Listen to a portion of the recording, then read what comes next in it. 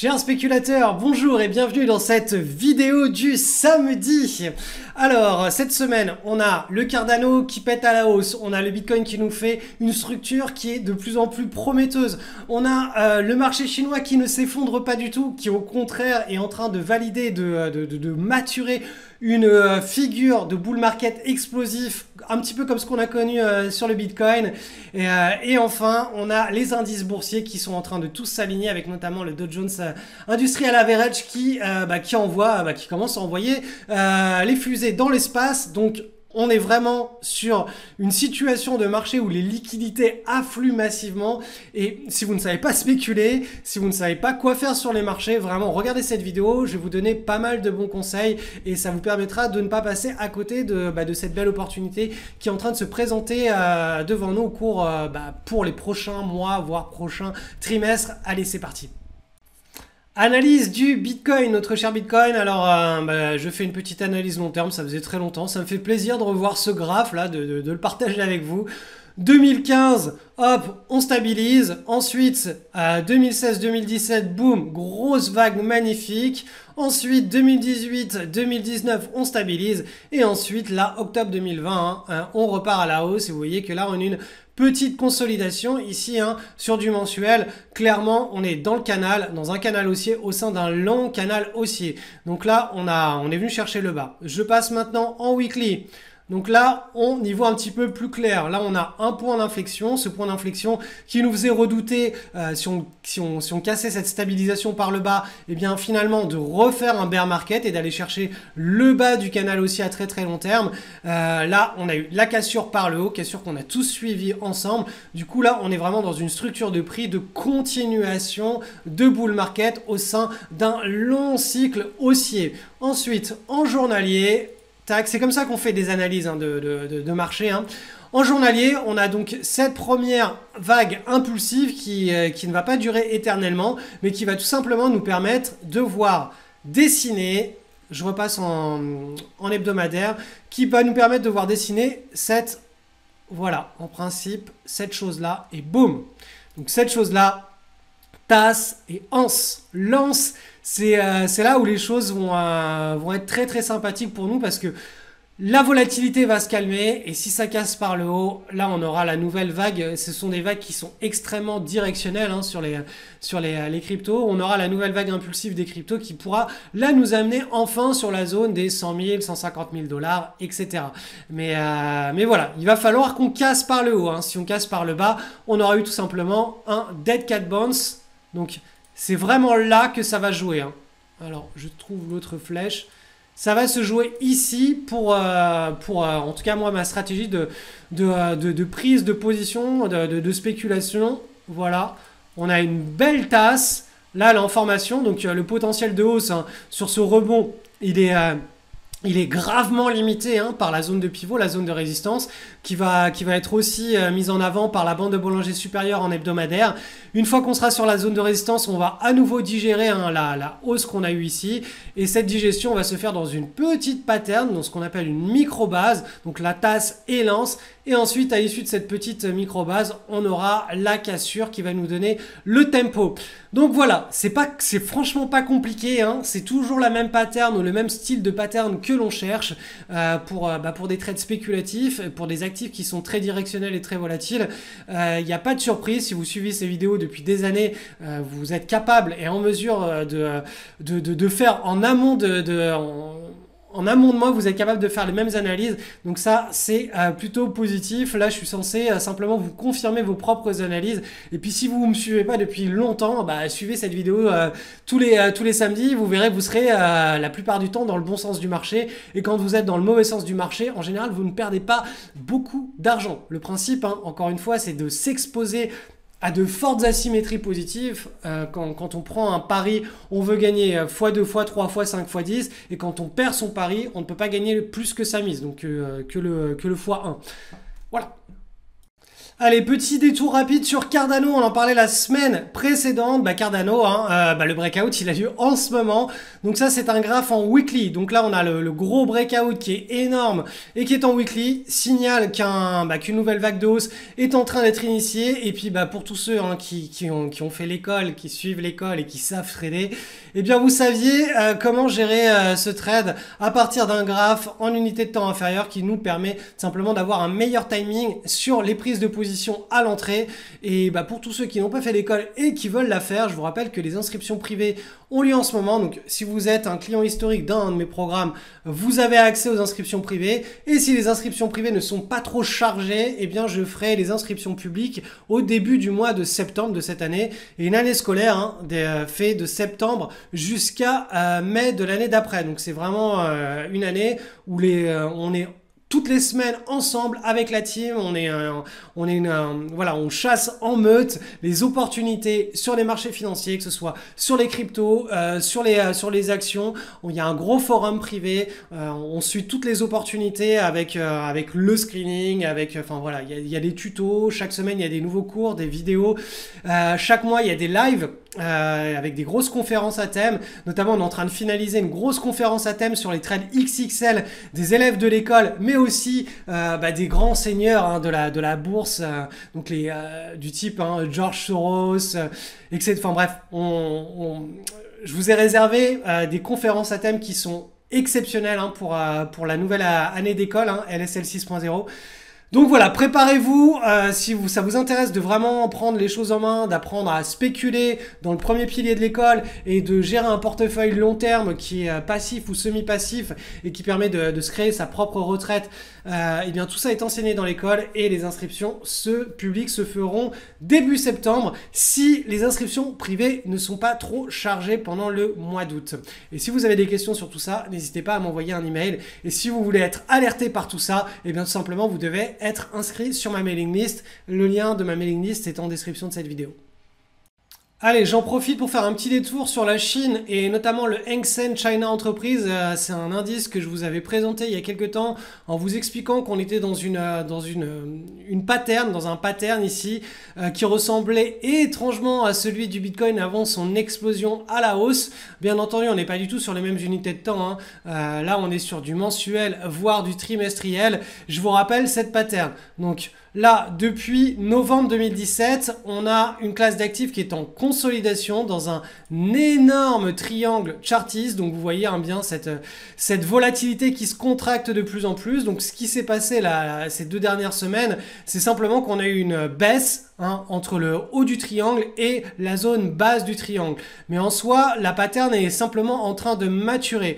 Et donc l'idée sur cette classe d'actifs, je le répète, c'est d'attendre la zone de breakout qui devrait arriver d'ici un an en réalité, peut-être d'ici la fin de l'année 2021, peut-être d'ici l'été 2022, voire la fin de l'année 2022. En tout cas, cette zone-là, quand on cassera à la hausse ici en mensuel cette zone de pivot, on aura un véritable signal d'achat sur cette classe d'actifs, d'accélération haussière.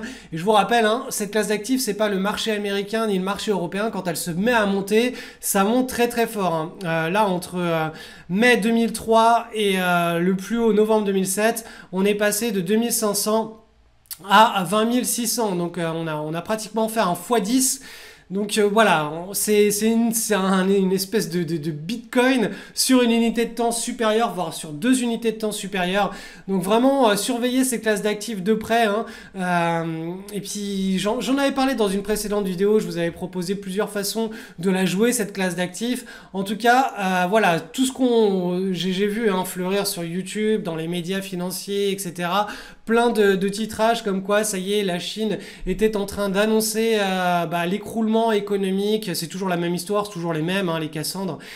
Comme quoi, c'est la fin du monde, c'est la fin du système monétaire, c'est la fin de l'économie mondiale et du capitalisme. On va tous mourir du Covid. Si on ne meurt pas du Covid, on mourra du dollar. Si on ne meurt pas du dollar, on mourra de l'euro. Enfin bref, on est toujours censé mourir de quelque chose. Effectivement, on meurt. Mais entre les deux, il se passe quand même des choses intéressantes. intéressante. Et avant que la Chine ne meure et laisse la place à un nouvel empire, à mon avis, on a quelques siècles devant nous. Et là, juste à l'échelle de 12 mois, on a quelque chose de très très intéressant à suivre sur le marché chinois. Donc ne vous laissez pas entre guillemets, embarquer dans des histoires de catastrophistes. Utilisez l'analyse graphique pour savoir où en est la psychologie des foules et vous verrez, vous pourrez vous faire votre propre opinion. Bien entendu, cette opinion, si ça casse par le bas, hop, là, on pourra dire, ah oui, moi aussi je passe du côté des catastrophistes puisqu'on aura cassé à la baisse des niveaux de support qui sont extrêmement importants. Mais pour le moment, on en est pas du tout là et les probabilités et les prévisions sont beaucoup plus sur une continuation puisque les bourses, l'économie se réinventent sans cesse avec des nouvelles entreprises, des nouveaux concepts qui sont vendus à l'humain avec de la création de richesses. Donc c'est sur ce concept-là que l'on peut dire que les bourses montent à long terme. Donc bien entendu, il y a des phases à moyen terme où ça baisse, où ça stabilise, mais à long terme, tout cela est conçu pour que ça monte. Donc c'est pour ça tout simplement que on peut rester très optimiste sur l'issue de la cassure de ce triangle qui sera, de mon point de vue, à la hausse et les prises de position se feront uniquement quand on aura ce signal qui sera propre, net et validé sur les graphes. Et si ça casse par le bas, eh bien de toute façon on est cash, on n'a pas pris de position. Donc voilà un petit peu l'intérêt d'avoir une stratégie de spéculation. Et voilà, donc on m'a demandé mon point de vue sur la Chine, il n'a changé en rien du tout, on est toujours dans cette magnifique structure de prix qui est annonciatrice d'un mouvement explosif, notamment si ça casse par le haut.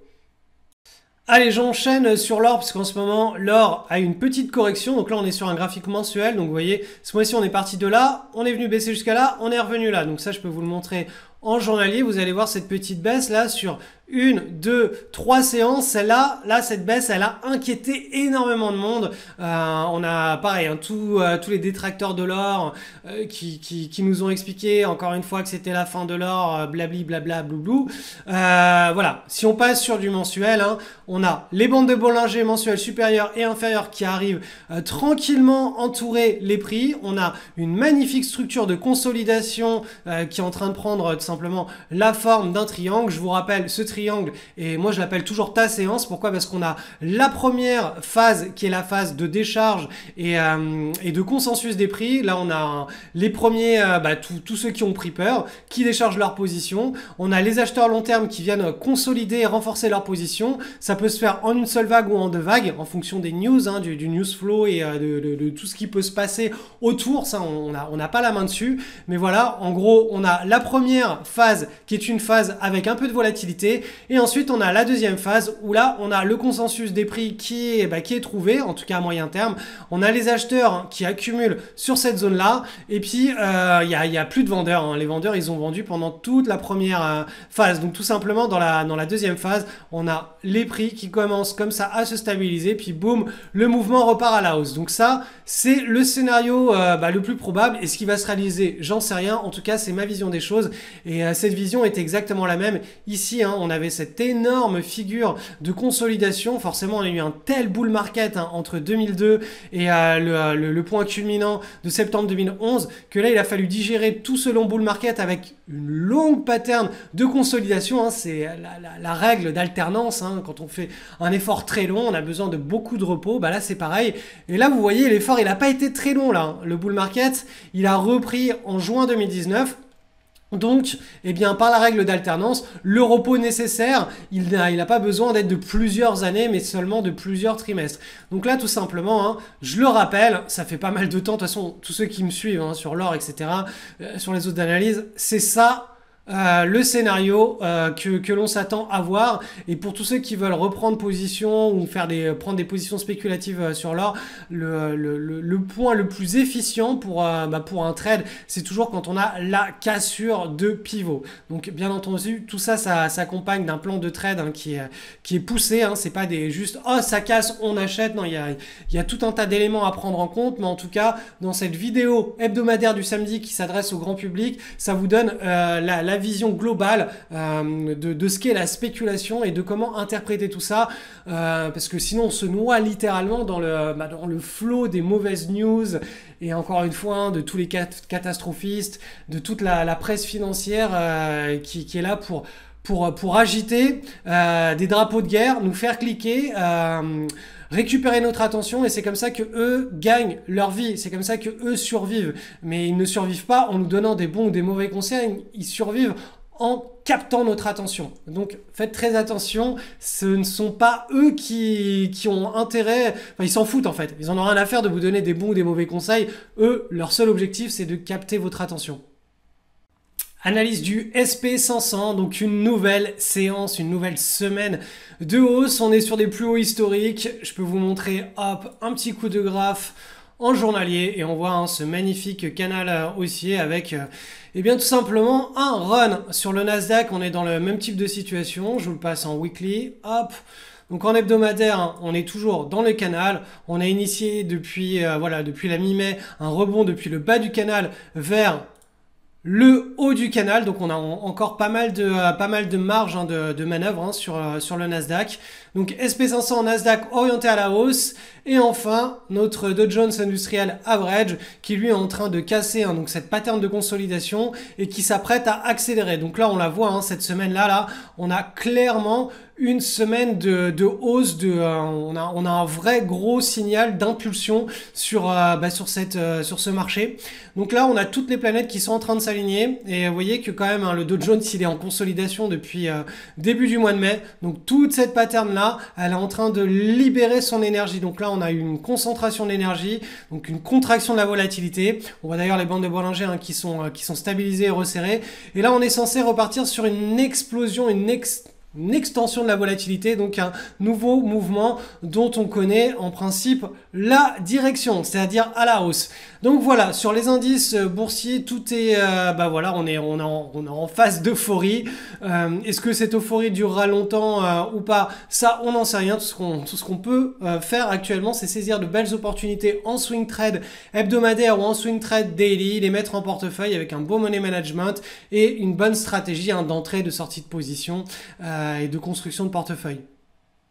Et enfin, je vous laisse avec Gaël que j'embrasse très très fort, qui ne pouvait pas m'encadrer, qui ne pouvait pas me voir en photo et qui a suivi finalement l'école et elle a un message pour vous. Donc je vous laisse avec Gaël. Salut, je m'appelle Gaëlle, je suis infographiste et je vis dans le sud de la France. Je suis de la promo LSL 5, promo de 2020. J'ai découvert Cédric en regardant les vidéos hebdo il y a environ 3 ans. Je l'ai regardé au-dessus de l'épaule de mon conjoint qui veut pas se montrer à la caméra. Je vous avoue qu'au début, Cédric, franchement, je pouvais pas me le voir. Je pensais qu'il était comme tous les investisseurs formateurs à crier la fin du monde pour vendre ses formations miracles. Et je peux vous dire que je me suis complètement trompée parce que je me regrette carrément pas de m'être inscrite à l'école.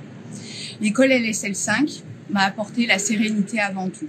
À la base, je me suis inscrite parce que j'avais besoin de protéger mon capital, de le faire fructifier sans l'aide de conseillers financiers et sans y passer des heures. Le mindset de Cédric m'a vraiment convaincue parce que j'en avais ras-le-bol de tous ces catastrophistes qui font flipper les personnes qui ont un peu d'investissement et qui finalement ont peur parce qu'ils savent pas comment on gère leur argent par derrière, et qu'ils écoutent trop les médias.